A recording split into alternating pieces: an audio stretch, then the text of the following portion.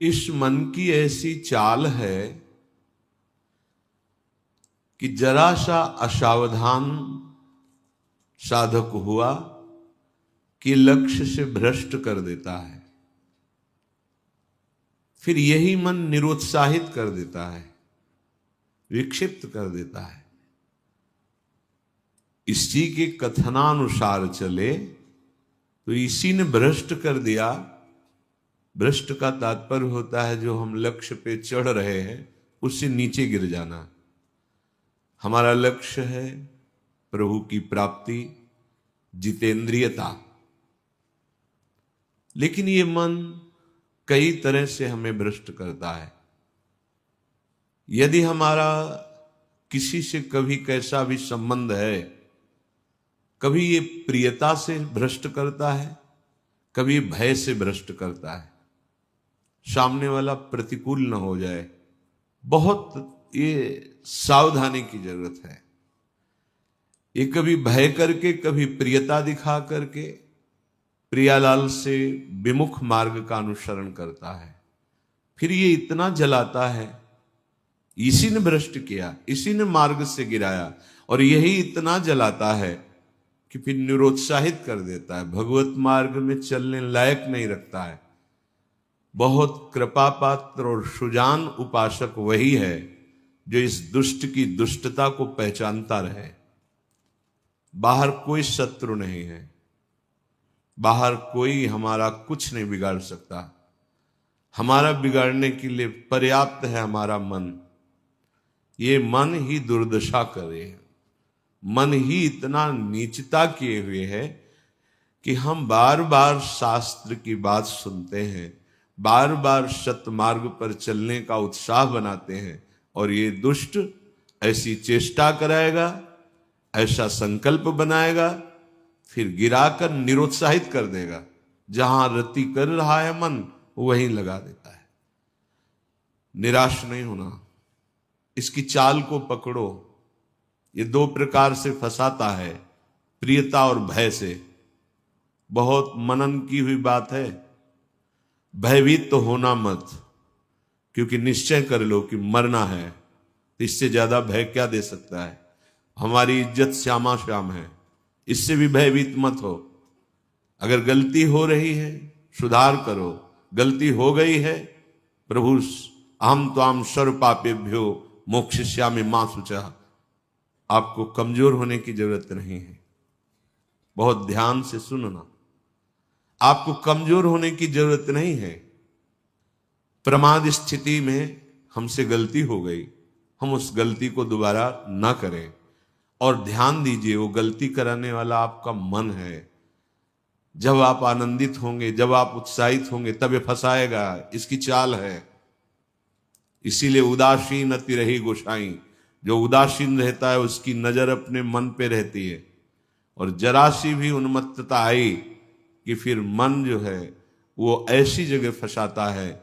इसलिए बचो। इस दुष्ट की चाल बहुत विचित्र है, और जहां ये पवित्र हो जाता है तो यही भगवत स्वरूप हो जाता है। इसके लिए निश्चय करना पड़ेगा। प्राण चाहे चले जाएं, अब हम न प्रियतावश न भयवश गलत नहीं करेंगे। इसे पकड़ो। श्रीपाद प्रबोधानंद जी कह रहे हैं, श्री राधिके त्वं यदि न प्रसीदेह सीदे मत्राप्य मुद विजब्धी तदेश वृंदावन गात्मलोकः कृपा कटाक्षेण सदेक्षणीयः। यदि हम किशोरी जी को प्रसन्न नहीं कर पाए तो हम भारी कष्ट सहते हुए यहां शरीर छोड़ देंगे। श्रीपाद कह रहे, देखो भगवत प्राप्ति करनी है तो बात समझना होगा। हम ये अंदर की बात कह रहे हैं, बहुत अंदर की पढ़ी हुई बात कर रहे हैं, यहां के रजिस्टर की पढ़ी हुई बात कर रहे हैं। ये बहुत दुष्ट मन है, बहुत दुष्ट। पूरे जीवन इस पर विश्वास न करें। यहां की पढ़ी बात कह रहे हैं। हृदय की बात को कह रहे हैं, खूब सूक्ष्मता से चिंतन की हुई बात कर रहे हैं। भक्ति के आनंद का जहां उल्लास प्रकट होता है वहीं खसक जाता है, बचा के निकलता है और प्रियता या भय दिखा करके फंसा देता है। मत भयभीत होना, इससे बिगाड़ तुझे जो कुछ बिगाड़ना है। जो कुछ अब हो, अब गलत नहीं करेंगे, भयभीत मत होना।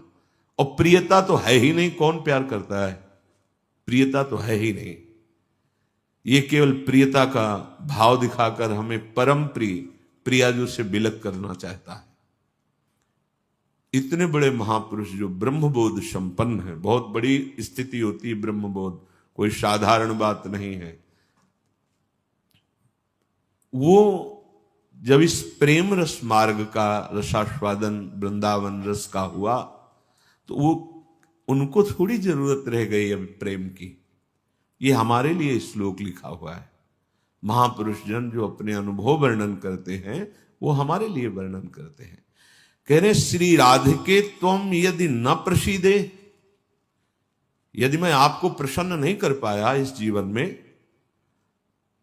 तो कह रहे हैं आप बहुत कष्ट सहते हुए पीड़ित चित्त के द्वारा मैं अपना देहावसान कर दूंगा, देह छोड़ दूंगा, पर आपसे विपरीत आचरण नहीं करूंगा। बस यहां रुकना होगा, यहां पकड़ो, यहां बैठा लो हृदय में बात। इतना बहिर्मुख हो चुका है उपासक कि वो पकड़ ही नहीं पाता है अपने अंदर की कमी को। वो अंदर ही अंदर वो खोखला करके, निराश करके बस केवल जीने में लगा देता है। खाया पिया सोया खेला कूदा, समय कट रहा है, बढ़िया है। नहीं भाई, ये बहुत दुष्ट है मन। बार बार इसलिए कह रहे इस पर कभी विश्वास न करो। जब तक शरीर का होश है तब तक सबसे बड़ा दुश्मन हमारा मन है, दूसरा कोई दुश्मन नहीं। इस दुश्मन को देखते रहिए। ये 5 ज्ञानेंद्रियों को साथ लेकर हर समय हमारे पतन का प्लान करता रहता है, पतन का संकल्प बनाता रहता है। ये बहुत नीच उतर गया है। इसे उच्च चढ़ाने के लिए जो नाम, जो मंत्र, जो आश्रय है, उसको इस कोटि से लेना होगा कि यदि आप प्रसन्न नहीं हुई लाडली जी, तो भयानक पीड़ा और कष्ट सहते हुए जानबूझकर हम अपना शरीर यहां छोड़ देंगे आपके धाम में, पर आपके विपरीत आचरण नहीं करेंगे। प्रतिकूलस्य वर्जनम। श्री वृंदावन में हमें आपका कृपा कटाक्ष चाहिए, आपका साक्षात्कार चाहिए, आपकी प्रसन्नता चाहिए। नहीं तो अपने जीवन को कष्टमय रखते हुए यहां प्राण त्याग देंगे। भाव समझो, जब इतना दृढ़ निश्चय हो जाएगा तो कोई हमें परास्त कर ही नहीं सकता। ये हमारा मन ही हमको परास्त करता है। एक बार नहीं, लाखों बार इसको देखा है। जहां भक्ति का आनंद उल्लसित हुआ ताए निकल पड़ा, क्योंकि देख रहा है असावधान है, इस समय ये आनंदित है, असावधान है, और वो कहीं प्रियता या भय दिखाकर फंसा देता है। अब वो जो आनंद था वो गुप्त हो जाता है। जो एक उल्लास बड़ा था, फिर वो निराशा, फिर हताश। अच्छा उपासक है तो उसको लगने लगता है क्या करूं, जीवन नष्ट कर दूं, ऐसा लगने लगता है, क्योंकि वो लक्ष्य की तरफ बढ़ना चाहता है और मन उसको फुसला करके ऐसे गिरा देता है कि वो निराश होकर देखता है अब क्या करूं, अब कहां जाऊं। पहली बात, निराश नहीं होना है। जिस समय आपकी भक्ति का आनंद उल्लास से युक्त हो, उस समय आपको उदासीन होने की जरूरत है, प्रसन्न होने की नहीं जरूरत है। ये आंतरिक बात कह रहा हूं सावधानी की। उस समय बिल्कुल निरीक्षण मन के ऊपर ही होनी चाहिए, पूरी दृष्टि, क्योंकि उसी आनंद उल्लास में भागेगा, निकलेगा विषय सेवन के लिए, क्योंकि आपको गिराना है, उसका काम है गिराना। बाहर कोई गिरा नहीं सकता, अंदर से अपना बड़ा भारी शत्रु मन है, यही गिरा रहा है। उदासीनता जिस साधक के जीवन में नहीं, वो आगे नहीं बढ़ पाता है। उल्लसित नहीं होना, अंदर उल्लास, तो पूरी की पूरी एकाग्र दृष्टि मन पर। कहीं हमारा मन उल्लास में के छिद्र से भागकर कहीं फंसाने तो नहीं जा रहा है। हमने देखा है इसको 2 तरह से फंसाता है, एक प्रियता और एक भय। भय मान सम्मान, यश कीर्ति, लोक लज्जा, इसका, और प्रियता कि हमें बहुत प्यार करता है। दो स्थिति में मन भागता है और साधक को गिरा देता है। तो साधक का निश्चय होना चाहिए कि अब या तो प्रियाजू की मुस्कान, नहीं तो प्राणों का समर्पण। अब सौदेबाजी मन से नहीं होगी। अब हम जलने के लिए तैयार हैं। अब हम सौदेबाजी नहीं करेंगे कि है मन प्रसन्न हो जाए तो भजन में सहयोग करेगा। ये नीच कभी नहीं करेगा सहयोग। इसको तो जलना ही होगा, बिना जलाए आगे नहीं बढ़ सकते। महापुरुषों ने कहा है कि यदि आप अपना जीवन प्रभु के चरणों में न्यौछावर करने के लिए तैयारी कर ली है, जैसा श्रीपाद कह रहे, ये न्यौछावर है कि या तो प्राण समर्पित, कष्टपूर्वक हम शरीर, या फिर आप मुस्कुराओ। बीच में हम स्वीकार नहीं करेंगे इस मन की मनमानी आचरण। बहुत निकृष्ट है, बहुत रुलाया है, बहुत परास्त करता है। पूरा जीवन हो गया है इसको लगाते ही लगाते, तो इसको पढ़ पाए हैं कि हाँ ये है क्या चीज। बहुत नीच प्रवृत्ति है इसकी।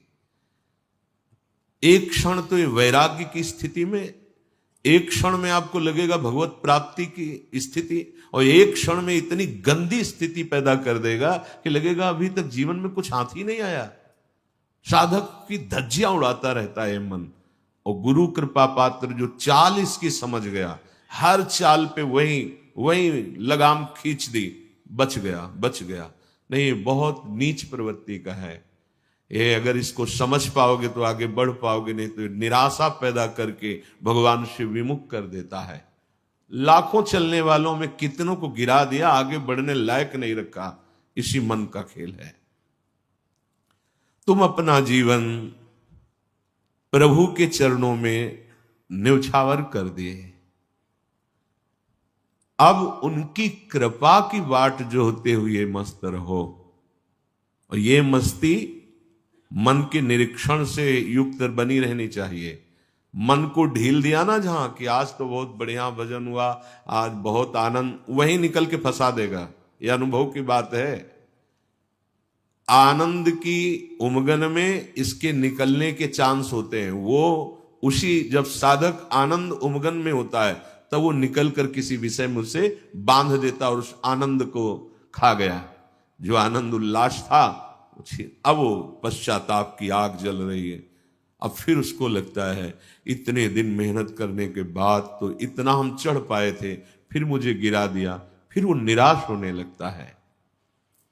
शोक, विषाद, दुख, क्लेश, कष्ट, संताप, भय, उद्वेग ये प्रदान करता रहता है। इसके सामग्री क्या है मन की? इसके अनुकूल चलोगे तो क्या देगा मन? कह रहे हैं शोक पक्का। पर पकड़ में तो है नहीं, ये बहुत खिलाड़ी है। खेल करके और ऐसे तदात्म में बैठा है, तदात्म में कि पीटोगे किसको? तदात्म, तुम्हें तदात्म कर लिया है। अब उसको दंड कहां से दोगे? दंड तो तब दे जब दृष्टा बने ना। वो तो तदात्म कर लिया है। अब जब कुछ नहीं सोना तो आज से भोजन नहीं करेंगे, पर उसमें कुछ फर्क नहीं पड़ना। वो इतना बलवान, उसको कोई फर्क नहीं पड़ना। तुम 10 दिन के बाद जब भोजन पाओगे तब तुम्हें वहां फिर खड़ा कर देगा जाके, जहां नहीं खड़ा होना चाहिए। ये सबसे बड़ा बंधन मन है। मन ही मोक्ष का कारण है, मन ही बंधन का कारण है। ध्यान दीजिए, जब आपने अपना जीवन प्रभु को समर्पित कर दिया, भगवत प्राप्ति का निश्चय कर लिया, तो अब तुम्हें मन से सावधान रहना है। और किसी से कोई दुश्मन नहीं है। कोई हमें भ्रष्ट नहीं कर सकता त्रिभुवन में। कोई हमारा किसी भी तरह से आनंद का नाश नहीं कर सकता। एक दुश्मन है, वो है मन। ये बहुत अनुभव की बात कहते हैं। जिसने मन पर सदैव निरीक्षण दृष्टि रखी वो आगे बढ़ गया। और जो आनंद में, सम्मान में, प्रियता में, वाहवाही में चूक कर दिया, वहीं मन प्रवेश करके माया में आपको नष्ट कर देगा। लक्षण मन के पास क्या है खजाने में? जब मन के आप अनुकूल चलेंगे, मन के अनुकूल, तो आपको क्या देगा? शोक, विषाद, दुख, क्लेश, कष्ट, संताप, भय, उद्वेग, ये आपको देगा। अगर आप प्रभु के अनुकूल चले, मन जितना आपको आकर्षित करे भोगों के, उसको डांट के उसकी बात ना सुनकर प्रभु के अनुकूल चले, तो इनमें से कोई भी दोष आपके अंदर नहीं रह जाएगा। ना आपके अंदर शोक होगा, ना विषाद होगा, ना दुख होगा, ना क्लेश, ना कष्ट, न संताप, न भय, न उद्वेग, कुछ नहीं रहेगा। निश्चय, ये बात निश्चय समझ लो, सारा का सारा मन का एक खेल है। जो सब दुखी हैं, सब परास्त हो रहे हैं, सब जल रहे हैं, उसका कारण मन है। ये मन प्रत्येक श्वास यदि अपने प्रभु के सुमिरन में अर्पण कर दी जाए और मन की बात ना मानी जाए, तो प्रसन्नता बढ़ने लगे। स्वाभाविक दो बातें कह रहे हैं। पहली बात तो हर श्वास में नाम जप चले। दूसरी बात, मन की बात नहीं माननी है। इससे लड़ना पड़ेगा। बिना लड़े कोई परमार्थ का योद्धा विजय श्री प्राप्त नहीं कर पाता, और ये बहुत रुलाता है, बहुत दुख देता है। यही प्रतिकूल हो जाता है। पहले फुसलाएगा आपको, तन्मय करेगा, इसे छू लेते हैं, इसे देख लेते हैं, इसे भोग लेते हैं, बड़ा सुख मिलेगा। और आपने यदि उसके अनुकूल कर लिया तो वही फिर शोक, विषाद, दुख, क्लेश, अशांति ये फेंकेगा। अब तन्मयता में वो तुम्हारे बैठ गया है, तुम उसको अपने तन्मयता में ले लिए, तो अब बाहरी दृष्टि रहती है, चलो फिर आज से अन्न नहीं खाते, आज से मौन हो। कुछ फर्क इस पर नहीं पड़ेगा तुम्हारे मौन से, तुम्हारे अन्न त्याग से। इस पर एक बात केवल, इसकी बात माननी नहीं है, बस। हम ये सब करके देखे हैं। कई वर्ष अन्न जुबान में नहीं, आलू गुड़ जो मिला गांव, कुछ फर्क इस पे नहीं पड़ता। ये सब करके देखा है। बस चतुर सावधान वही जो हर श्वास नाम जप करके इसके खिलाफ रहता है। अब देख लो इसकी खिलाफत करना कितना कठिन बात है। मनोवेग है ये। इस वेग को जो सह गया उसको महात्मा, टूट गया वही दुरात्मा बना देता है। बहुत निंदनीय आचरणों से युक्त है मन। आप देख लो, अगर इसको सुधारना चाहते तो इसके खिलाफ कमर कसनी पड़ेगी आपको।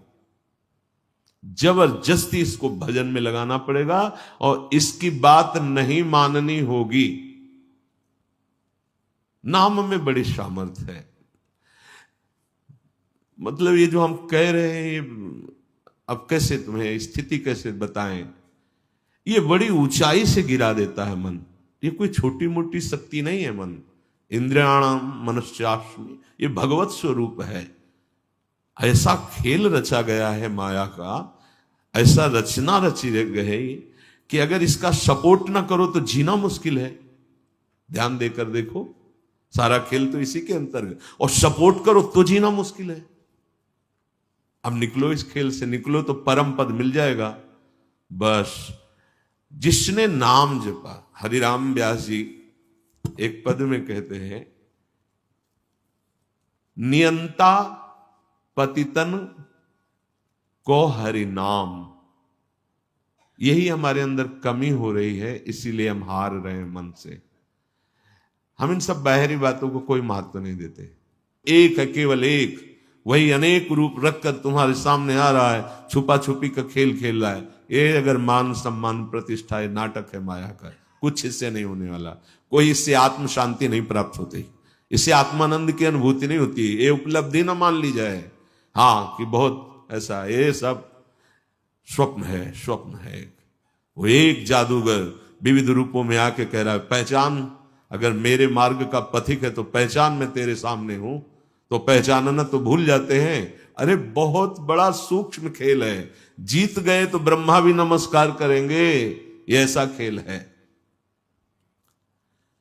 भगवत नाम में इतनी सामर्थ्य। हरिराम व्यास जी, नियंता पतितन को हरि नाम, उचरत ही मुह कुचरत कलिको, खोज न राखत श्याम नियंता, पतितन को हरि नाम। यदि श्वास श्वास, दो बातें भी पीछे बहुत ध्यान से सुनना। मन की बात नहीं माननी, इतनी सामर्थ्य आपको कहां से मिलेगी? बोले श्वास श्वास नाम जप करना होगा, इसी से विजय होगी। मन की बात नहीं माननी, वो हर समय विषय पेश करता रहता है। जैसे आप किसी होटल में बैठे हो तो पर्चा दे देते ना, आप बोलिए इसमें से क्या चाहिए, ऐसे हर समय पेश करता रहता है। पूरे त्रिभुवन में इसी का शासन चलता है, मन का। क्या चाहिए? आपने अगर किसी में भी दस्तखत कर दिए, शास्त्र विरुद्ध आचरण है, तो गिरा देगा आपको। बहुत होश में, बहुत होश में। वो होश तब माना जाएगा जब हर श्वास आपका नाम चल रहा है। जो ही नाम आपकी जिह्वा में हर श्वास चलेगा तो मुंह कुचरत कलि को, ये जो कलि अभद्र वर्णत सहस, ये कामादिक दोष, इन सबके मुंह को कुचरता है हरि नाम। इसीलिए और साधनों में प्रीति हो जाएगी, नाम जपने में नहीं होगी। और नाम जपने में हो गई तो आप जीत जाएंगे, जीत जाएंगे। हरस्य हरि नाम जपत जय। नाम आनंद प्रदान करते हुए आपको बचाता रहेगा, मन की चाल दिखाता रहेगा, उससे कैसे बचना ये युक्ति बताता रहेगा। खोज न राखत श्याम, फिर श्याम सुंदर की खोज नहीं करनी पड़ेगी। नाम चल रहा है ना, यही अब तुम धोखे में नहीं डाल सकते। किसी सूझ वाली आंख ने पहचान की, कण कण में झांकी भगवान की, मेरा प्रीतम सब रूपों में है। ये नाम आपको अनुभव कराएगा। नाम जप नहीं है तो कुछ नहीं होने वाला। बातें बनाने से माया का पर्दा नहीं हट जाएगा। बहुत विचित्र है, बहुत विचित्र। अच्छे अच्छे त्राहिमाम बोल देते हैं इस मन के आगे। हिमालय को उठा लेना सहज है, लेकिन मन को अधीन करना सहज नहीं है। नाम भगवान में इतनी सामर्थ्य है, वो तुम्हें सामर्थ्य देंगे कि तुम मन को अधीन कर सकते हो। कर तुम अकर तुम अन्यथा कर तुम, सर्व सामर्थ्यशाली भगवान को अधीन करने वाला नाम है नाम। ये ऐसा नाम है, इसे कोई भी चुरा नहीं सकता। चोर मध्य या मित्र, ब्रह्म गुरु दारा सुत आराम। चोरों के बीच में भी हो तो चुरा नहीं सकता नाम को। कोई मित्र हो तो हिस्सेदारी इसमें नहीं कर सकता। ब्रह्म स्वरूप होते हुए भी तुम जो दुख में डूब रहे हो, उसका कारण है कि नाम नहीं। गुरुदेव कृपा करके तुम्हें नाम दिए हैं, नाम जप में तुम्हारी प्रीति नहीं, इसलिए दुर्दशा है। मूर्तिमान ब्रह्म, मूर्तिमान गुरुदेव कृपा समुद्र है, पर अगर नाम जप नहीं है तो आप सुख का अनुभव नहीं करेंगे। तो नाम ऐसी वस्तु है कि जो चाहे चोरों के बीच, ये चोर ही है, काम क्रोध लोभ मोह मद मत्सर, और चाहे मित्र के बीच में हो, ये नाम आपको सुरक्षित रखेगा। कोई भी आपको मित्रता के द्वारा नहीं फंसा सकता, ना कोई ठगी कर सकता है इस नाम की। ये ब्रह्म स्वरूप है, ये गुरु स्वरूप है। और जैसे गृहस्थी में हर सुख पुत्र पत्नी आदि के द्वारा प्राप्त होता है, जिसने नाम को अपना सब कुछ मान लिया तो नाम सर्व सुख दाता है, उसको फिर किसी और की जरूरत नहीं रहती। जैसे घर परिवार में आदमी आता है, बच्चों के साथ हंसता खेलता है, उसे सुख मिलता है, नाना प्रकार की गृह सामग्री देखकर हर्षित होता है। उपासक के हृदय में सर्व सुख प्रदान करता है नाम। नाम नाम ही उसे पुत्र की तरह दुलार करता है, नाम ही पिता की तरह पालन करता है, नाम ही अद्भुत शांति प्रदान करता है। अघवंतन हरि बोलत ही भगवंत दियो निज धाम। चाहे जितना बड़ा कोई पापी हो, यदि हरि नाम उच्चारण करता है तो भगवान के धाम को प्राप्त होता है। पर बस ध्यान देना है, दो बातें, मन की माननी नहीं है और नाम छोड़ना नहीं है। अगर नाम जप कर रहे हो, ये अनुभव की बात कह रहा हूं, इसलिए कोई प्रश्न की गुंजाइश नहीं। और मन के अनुसार तुम आचरण करोगे और नाम जब भी कर रहे हो तो भी आनंद का अनुभव नहीं होगा। आगे चल के कल्याण हो, मंगल हो, इसमें हमें कोई संशय नहीं है, लेकिन वर्तमान में तुम जलोगे नाम जपते हुए भी। यदि मन के अनुसार चलोगे तो तुम्हें भगवदानंद का अनुभव कभी नहीं हो पाएगा। शरीर छूटने के बाद भगवान जैसे अजामिल को परम पद, वो बात अलग है, लेकिन वर्तमान में जीवन मुक्तता और आनंद का अनुभव मन की बात ना मानने से होगा। ये जो मन हमें गलत सलाह दे रहा है, ये जो मन हमें भोगों में फंसा रहा है, आप चाहे जितना प्रयास करें, ये आनंद का अनुभव नहीं होने देगा। छाती की बात कहते हैं, किसी के पढ़े लिखे समझाने की बात नहीं, यहां की बात। अगर विषय सेवन मन के अनुसार हो रहा है तो साधन होने पर भी भगवदानंद का अनुभव नहीं होगा, नाम जपने पर भी भगवदानंद का अनुभव नहीं होगा। ये रोकना होगा। धर्म विरुद्ध आचरण के लिए मन जो हमें सलाह देता है, नहीं मानना होगा। हरिपद पंकज छत्र छाह बिन मिटे न दुख रवि घाम, नियंता पतितन को हरि नाम। हरि के चरणारविंद का आश्रय, मुख में नाम, मनमानी आचरण पर शासन, फिर ये संसार की धूप उसको लगती नहीं है। फिर दैहिक दैविक भौतिक कोई भी ताप उसे स्पर्श नहीं करता है। जो हमें आनंद अनुभूति स्थिति प्राप्त होनी चाहिए वो स्थिति नहीं है। बिना स्थिति के बातों से माया पर विजय प्राप्त नहीं की जा सकती। इसलिए नाम जिह्वा से और बुद्धि एकदम सावधान होकर मन की हर चेष्टा पर निरीक्षण। मंगलमय भगवान ऐसा विधान बनाएंगे कि आप सर्वदा सुखी और प्रसन्न रहेंगे यदि आप ऐसे चलेंगे। भगवान हमारे विचारों को देखते रहते हैं। ध्यान से सुनना, तुम जो विचार अंदर कर रहे हो वो भगवान देख रहे हैं। जब भगवान देखते हैं कि इसकी आशा का विषय संसार है, मैं नहीं हूं, तो अब बाहरी हमारी क्रियाएं भक्ति की हो रही हैं, आशा संसार की है, तो भगवदानंद का अनुभव नहीं हो रहा है, हाथ में विफलता लगती है। बिल्कुल अक्षरशः ऐसा ही है। बहुत गुस्सा लगती है मन पर, बहुत गुस्सा कभी कभी लगती है कि ये साधकों को नष्ट करने के लिए हर समय जाल बुनता रहता है। जैसे मकड़ी जाल बुनते ऐसे ही बुनता रहता है जाल,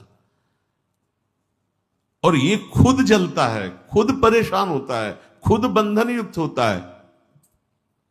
यही बड़ा विचित्र खेल इस मन का, बड़ा विचित्र। महीना 2 महीना हो तो लड़ ले, पूरे जीवन लड़ना तभी परम पद प्राप्त होता है। पूरे जीवन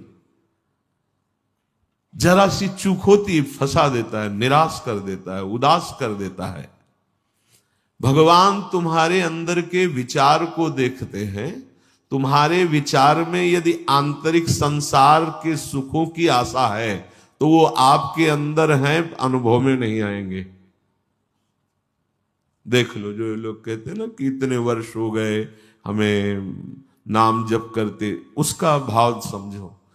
अंदर के विचार भगवान तुम्हारे देखते रहते हैं। तुम्हारी आशा यदि संसार के भोग हैं तो सामने नहीं आएंगे, यही हृदय में बैठे हैं। उत्तम भाव प्राप्त करने के लिए तुम्हें अपने मन से संसार के विचार हटाने होंगे। ये जो भगवत चर्चा है, भगवान की लीला कथा है, इसमें इतनी सामर्थ्य कि आपके विचारों का परिवर्तन हो जाएगा। शृण्वताम स्वकथा कृष्ण पुण्य श्रवण कीर्तन हृदयंतस्थो हृभद्राणि विधुनोति सुहृत्सताम। भगवान श्री हरि श्री कृष्ण का जब यश सुना जाता है, नाम महिमा, गुण महिमा, लीला कथा, पुण्य श्रवण कीर्तन, सताम साधूनाम सुहृत हितकारी भगवान श्री कृष्ण स्वकथा स्वकीय गुणानाम कथा श्रृण्वताम श्रवण परायणानाम अंतस्थ हृदय स्थिता। भगवान श्रवणेन्द्री के द्वारा जाकर उसके हृदय में स्थित हो जाते हैं। भगवान की कथा पुण्य श्रवण कीर्तना परम पुण्य प्रदान करने वाली है। जब हम कानों से भगवान की कथा सुनते हैं, नाम महिमा सुनते हैं, तो भगवान कानों से हमारे हृदय में जाकर प्रकाशित हो जाते हैं।